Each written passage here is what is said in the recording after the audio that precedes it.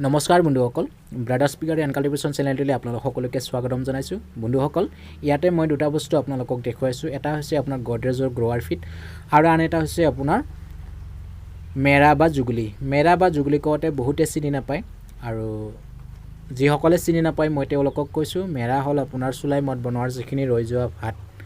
ভাতটো হৈ নাথাকে গেলি যায় আৰু সেই গেলি যোৱা ভাতখিনিকে মেৰা বা জুগুলি বুলি কোৱা হয় আমি জুগুলি বুলি কওঁ আৰু এই জুগুলিটো এক হিচাপত ক'ব গ'লে খাচী গাহৰিৰ কাৰণে অমৃত ইমানে ভাল পায় যিমানে দিব সিমানে খাব আৰু খাই পেলাই পুৰা শুই থাকিব যিমানে আপোনাৰ খাচী গাহৰিয়ে শুই থাকিব সিমানে ৱেট গেইন কৰিব তো তাৰ কাৰণে আমাৰ মেৰাটো বহুত বেছি সুবিধাজনক খাচী গাহৰিৰ কাৰণে মাইকী গাহৰি খোৱালে আপোনাৰ চৰ্বি বেছি হ'ব আৰু চৰ্বি বেছি হ'লে আপোনাৰ মাইকী গাহৰিয়ে লৰচৰ কৰিব নোৱাৰে কেতিয়াবা পোৱালি যদি ভিতৰত বা তলত পৰি যায় তেতিয়া একেবাৰতে চেটে বাৰু তো তাৰ কাৰণে আমি পৰাপক্ষত মাইকী গাহৰিক জুগুলিটো খুৱাব নালাগে যদি আমি খাচী গাহৰিক জুগুলিটো খুৱাব পাৰোঁ গডৰেজৰ দানাৰ লগত যদি মিলাই পেলাই খুৱাব পাৰোঁ আপোনাক বেছি নহয় আপোনাৰ 4.5 মাহৰ পৰা 7 মাহৰ ভিতৰত চকু মুদি পেলাই আপুনি 100 কেজি ৱেট গেইন কৰাব পাৰিব আপোনাৰ খাচী গাহৰিক তো মই প্ৰথমতে ইউজ কৰিছিলোঁ বেলেগৰ পৰা কিনি পেলাই তো তেওঁলোকেও এতিয়া চুলাই নবনায় আৰু তেতিয়া মই অকল পিলেট দানা আৰু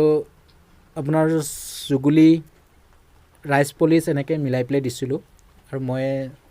4.5 মাহ 5 মাহৰ ভিতৰত সেই 10টা গাহৰিক যিটো অৱস্থা কাহিল হৈছিল সেই অৱস্থা কাহিল হোৱা গাহৰিক প্ৰায় 17,000 বিক্ৰী কৰিছিলোঁ বা আপোনালোকক ভিডিঅ' দিছিলোঁ কিমানখিনিত বিক্ৰী কৰিলোঁ আৰু কেনেকৈ খাচী গাহৰিক দানা দি আছিলোঁ তাৰ ওপৰতো মই ভিডিঅ' এটা বনাই পেলাই আপোনালোকক দিছিলোঁ আৰু আপোনালোকে খুব ভাল ৰেছপন্স দিছিলে ভাল ভিউজ আহিছে সেই ভিডিঅ'টোত আৰু সকলোৱে ভাল পাইছে তো তাৰ কাৰণে মই আজি আকৌ ভাবিলোঁ আপোনালোকক অকণমান দেখুৱাওঁ যদি আপোনালোকৰ সুবিধা হয় যদি আপোনালোকে ক'ৰবাত যদি মেৰাটো পায় এই জুগুলিটো যদি আপোনালোকে ব্যৱস্থা কৰিব পাৰে তেতিয়াহ'লে গডৰেজৰ দানাৰ লগত মিলাই পেলাই দিলে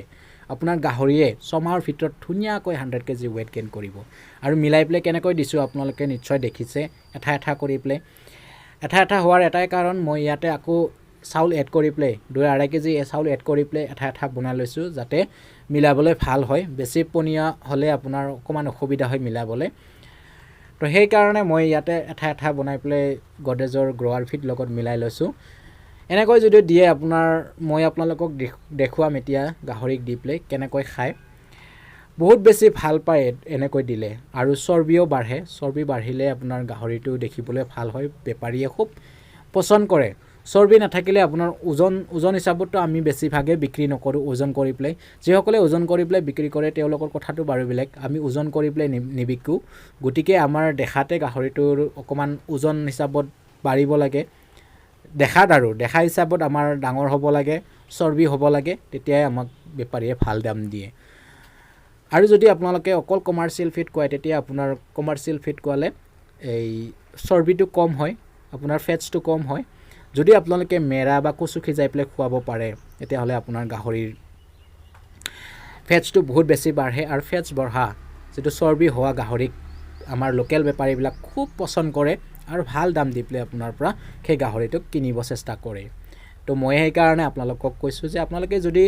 5-6টা খাচী গাহৰি ৰাখে ফাৰ্মত তেতিয়াহ'লে কচু সিজাই পেলাইও দিব চেষ্টা কৰক কচুও গাহৰিৰ কাৰণে খুব ভাল আৰু কচু সিজাই পেলাই যদি আপোনালোকে খাচী গাহৰিক দিব পাৰে দানাৰ খৰচটোও কম হ'ব আপোনাৰ খাচী গাহৰিটোও সোনকালে ডাঙৰ হ'ব মেৰাটো যদি আপোনালোকে গডৰেজৰ যিকোনো দানাৰ লগত মিলাই দিব পাৰে তেতিয়াহ'লেতো আপোনালোকৰ চকু মুদি পেলাই 6 মাহ 4.5 মাহৰ ভিতৰত আপোনালোকে 100 কেজি ৱেট গেইন কৰাব পাৰিবই মই এইখিনি কৈছোঁ আপোনালোকক খালি আপোনালোকে এটা কথা মন কৰিব যাতে আপোনালোকে এমাহ মূৰে যদি ডিৱাৰ্মিং কৰে তেতিয়াহ'লে কিন্তু আপোনাৰ 100 কেজি ৱেট গেইন কৰাত মানে কম সময়ৰ ভিতৰত 100 কেজি ৱেট গেইন কৰাত কোনেও বাধা দি ৰাখিব নোৱাৰে আপোনাৰ গাহৰিক গতিকে আপোনালোকে যদি পাৰে সময়মতে ডিৱাৰ্মিংটো কৰিব আৰু এনেকৈ যদি আপোনালোকে দানাত দিব পাৰে আপোনালোকক মই গেৰেণ্টি দি পেলাই কৈছোঁ আপোনালোকে 6 মাহৰ ভিতৰতে 100 কেজি মাছ বিক্ৰী কৰিব পাৰিব কাৰণ মই বহুত ঠাইত দেখিছোঁ এতিয়া অকল মেৰা খুৱাই পেলাই এটা গাহৰিক 7 মাহ 8 মাহৰ ভিতৰত 25,000 পৰা 30,000 টকাত বিক্ৰী কৰা দেখি আহিছোঁ আৰু মই নিজেও প্ৰমাণিত মই নিজেও দিছিলোঁ আৰু নিজেও দি পেলাই প্ৰমাণ পাইছোঁ আৰু গডৰেজৰ দানাৰ লগত যদি মিলাই পেলাই আপোনালোকে খুৱাব পাৰে তেতিয়াহ'লেতো আপোনাৰ বহুত বেছি প্ৰফিটেবল হ'ব,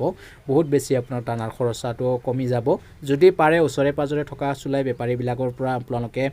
চুলাই নাখালেও চুলাইৰ